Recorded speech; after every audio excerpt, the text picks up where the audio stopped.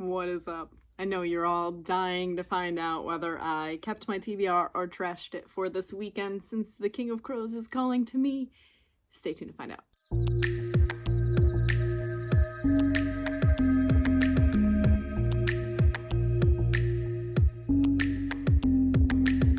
What's up, guys? It is Friday. We're at midday Friday. I'm about to go run a couple errands, even though it is freezing cold out. So I wanted to give a bookish update because this is the start of the weekend portion of ContemporaryAthon's vlog, and I have done quite a bit of reading today. Also, happy Valentine's Day to anybody who cares to celebrate, even though I don't celebrate this holiday whatsoever, except it gives me a good excuse to eat dark chocolate tonight. And I will. What have I read? So I have finished, what do I always forget the name of this book?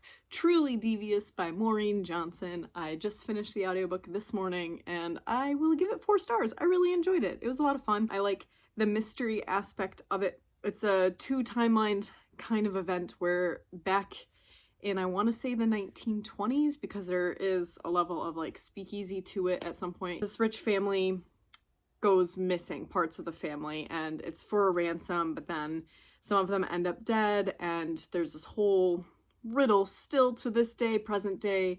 No one really knows what happened to this, the wife and daughter. Due to the fact that they were rich, this school has opened in their wake. It only brings in specifically gifted children, like not anybody can go. It's kind of a boarding school. You go and you live there, and our main character is really into true crime, and so she goes to the school. She doesn't think she deserves to be there, but secretly I believe the reason that she's there is because they want her to solve the murders from way back when. I don't know. This is a 3-book series and the 3rd one just came out. I think it stops at 3. I'm not confident in that. So there's also a present day mystery that happens within the school these days. So she's there because she really wants to solve this old school mystery, and ends up a new mystery falls into her lap and she wants to solve it.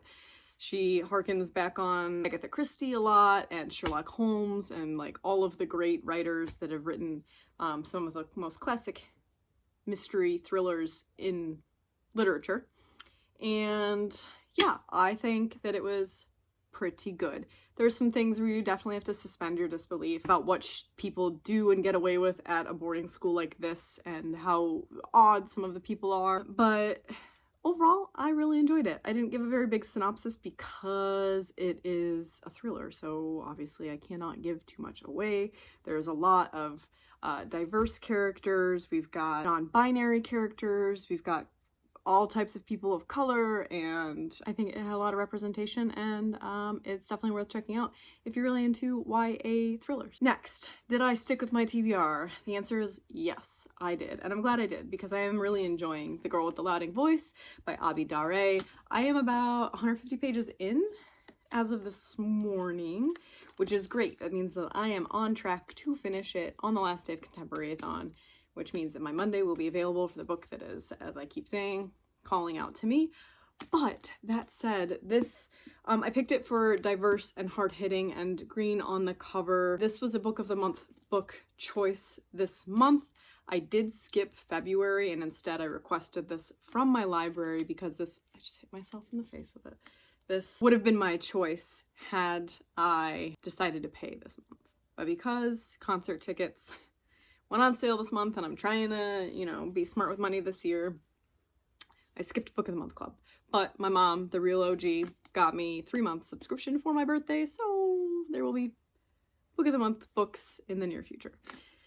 All right, let's get into the actual book. That is, it's hard-hitting. It's just that's how to, I'm trying to think of how I can explain this book without spoiling, so like be aware that I might put some information within this explanation that gives away plot points, but I'm not gonna like spoil it. So, our main character, I really don't know how to pronounce any of the names, and I apologize for that. But I'm gonna call her Aduni because that is what she is in my head. Aduni is a young 14-year-old girl who is really into the idea of being educated and learning English and math and science, and she wants to be a teacher when she grows up. Her mother has always pressed this upon her and said, like, yes, I will support you. And her father did too, but then her mother dies right in the beginning. This is not a spoiler at all. And her dad's like, guess what? I'm going to sell you to someone because we can't afford to live unless I do this. Sorry about your education. Bye. And so he sells her to a man that's much, much older than her. She's 14 and he has gray hair. So much older than her. And she is his third wife. And the reason he wants her is because his first 2 wives have only produced girl children. And he is a stubborn old mule and he wants a boy. He wants 2 boys, namely.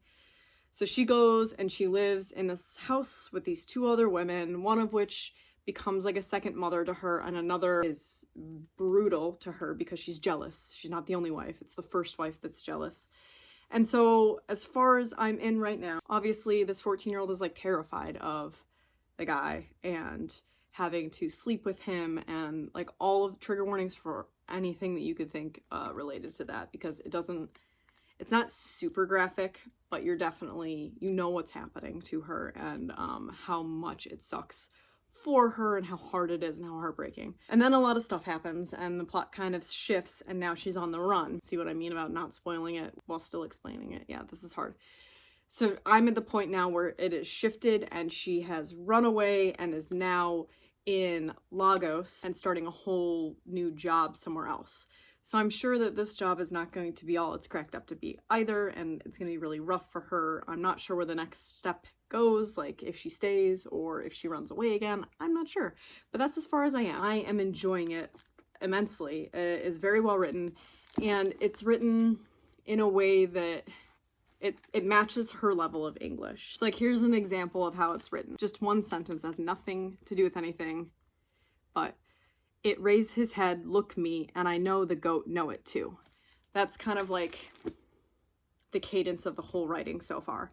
And I think I mentioned in my last vlog when I was talking about this on my TBR, that I think as she becomes more educated, the English gets a little more fluent as well, but I'm not entirely sure. I'll let you know when I get further in, because as of right now, she's had no education beyond the education she got before her mother died. In any case, I am really enjoying it. This is the book that I would say, most anticipating enjoying through this readathon, though such a fun age was also one that I anticipated really liking and gave it a 3 stars. So we'll see how it plays out. I feel like whenever I hype up a book really hard in the beginning, it falls flat at the end lately. So I'm not going to hype this up too much, but I'm really enjoying it so far. That's it for me. I'm going to go run my errands. I might get a little more reading done later today. It really depends on how long my errands take. And that's it. I will check in with you later. Yeah, I hope your weekend's been good. I'm doing all the same angles and I'm wearing the same shirt, but I promise you it is midday on Sunday. It is not the same day as before. I mean, my makeup's different. See, when I like something, I can't just like it a normal amount. I have to obsess over it and love it way too much. Like this sweatshirt that I got for my birthday is all I've been wearing when I go out and get fancy and all that stuff. And I know I'm not alone in that.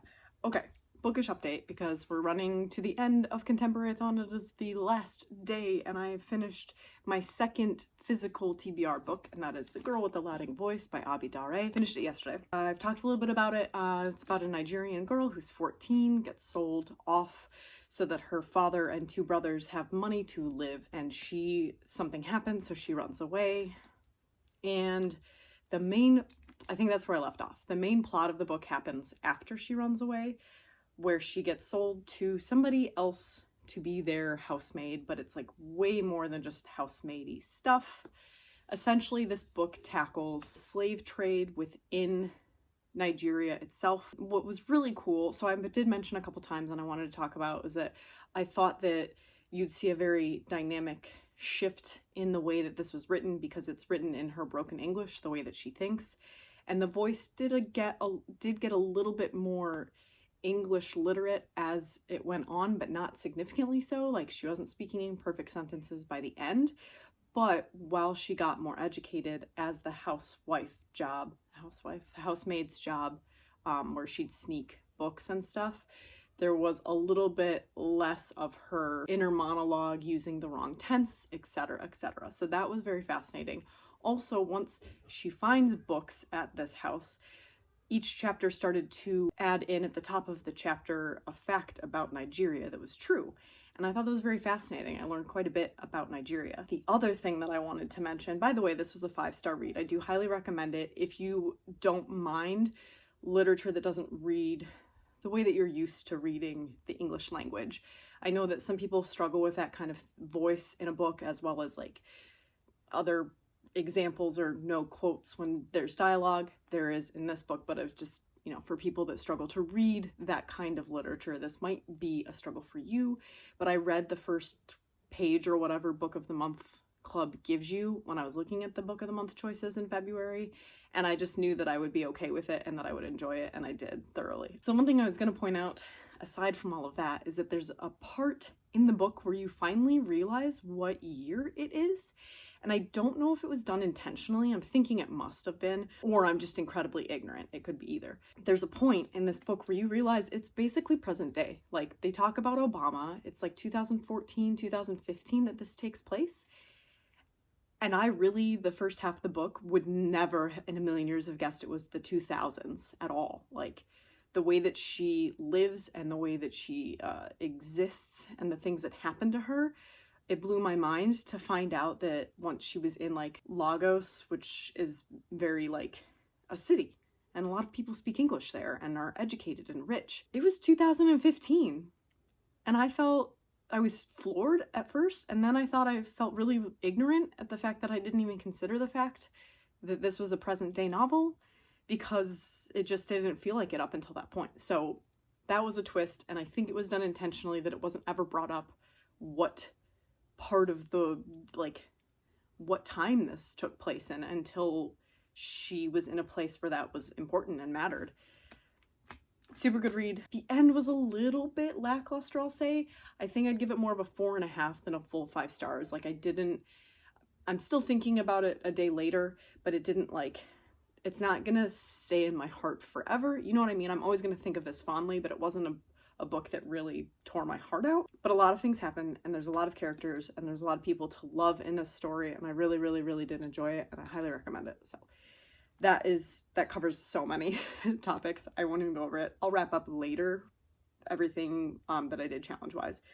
But because of that, I'm also reading The Vanishing Stair by Maureen Johnson, which is book 2 in the Truly Devious series. I'm at least halfway through the audiobook, I'd say. I've been listening to it since last night in bits and pieces, so I don't really get far into it because the first book leads to this. So there's just it's the same girl working on the same mystery and trying to figure out the full extent of the previous book's mystery. So there's that. It's fine so far. I don't like the audiobook narrator though, honestly. The voices she tries to impose on all the different characters, because there are a lot of characters of all genders. I just don't really like her voice. Anyway, so I know it's ContemporaryAthon, and I kept talking about this book calling my name, so since I finished my 2 physical books, I did start The King of Crows. I'm about 50 pages in, and I'm really loving it. I won't go too far into it because this is ContemporaryAthon, and this is not a contemporary, but I'm just saying that I'm very happy that I finally get to read this story. I love this group of characters. If you've never read The Diviners, even if you're a contemporary fan, you should probably check it out because it has a lot of contemporary book feels. It's just set in the 1920s and has a very paranormal horror element to it. So if that sounds okay to you and you just have been sleeping on it, wake up. All right, I'm going out to lunch with my mom and she should be here any minute. So I'll see you guys when I see you.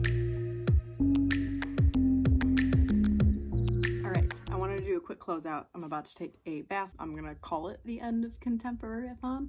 I haven't updated on One of Us Is Next by Karen McManus, which was the book I've been reading on ebook. I'm only 20% through, I think.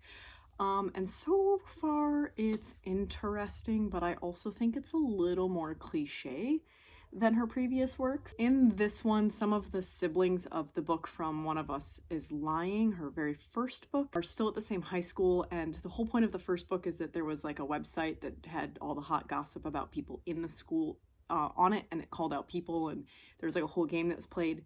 And now there's his name was Simon that ran it. There's a Simon copycat in this one, and if people are called out, they have 24 hours to choose truth or dare, and if they don't go through with the dare that they're given, then a truth about them is exposed. That's the whole premise of the thing. So all the like popular kids, or just everybody basically, is worried that they'll be next and that some truth will be exposed about them, or they'll have to do a dare that they just can't do. It's okay, I'll read it all probably, but I am not loving it. I really liked One of Us is Lying. I sort of liked Two Can Keep a Secret, so I don't know if I'm just like going downhill, or it's again the whole like, maybe I've outgrown that kind of YA, I don't know. But that's what I'm actively reading and haven't updated you on yet. So let's go over the ContemporaryAthon, what we were supposed to do. Why can't I think of the word? Regardless. So Contemporary with green on the cover. The Girl with the Latin Voice by Abi Dare. This also is a new to me author, a diverse read, not backlist. This is dark and hard-hitting, illustrated cover, not beloved by the community because it's brand new. I also read Heartstopper Volume 2 by Alice Oseman. This I would say is beloved by the community. It's illustrated cover. It's got green on the cover. Diverse. Not a new to me author. But that covers everything, honestly. And then also I've got Such a Fun Age, which I could say is an illustrated cover. This is a diverse read. It's a little dark, a little hard-hitting. And I guess this could be the backlist contemporary because it's been out for a while. But also I did listen to Truly Devious by Maureen Johnson would be my backlist title because the third book just got published, if I'm not mistaken. So the first book got published a long time ago. 5-star read, 3-star read, 5-star read. Truly Devious was a 4-star read for me, and I am actively listening to the audiobook of the second in the series, which is The Vanishing Stair, that I'm about 50% through, and I'd say it's going to be a 3 or 4 as well. It'll be a while before I get to the final of that because it's free on Hoopla right now. I'm also actively reading The King of Crows by Libba Bray. I'm about 15% through at this point. I'm a very, very slow reader, so that's that, man. Oh, and I listened to The Poet X by Elizabeth Acevedo. That was a 5-star read. It's beloved by the community. It also has an illustrated cover. It's diverse. It's hard-hitting.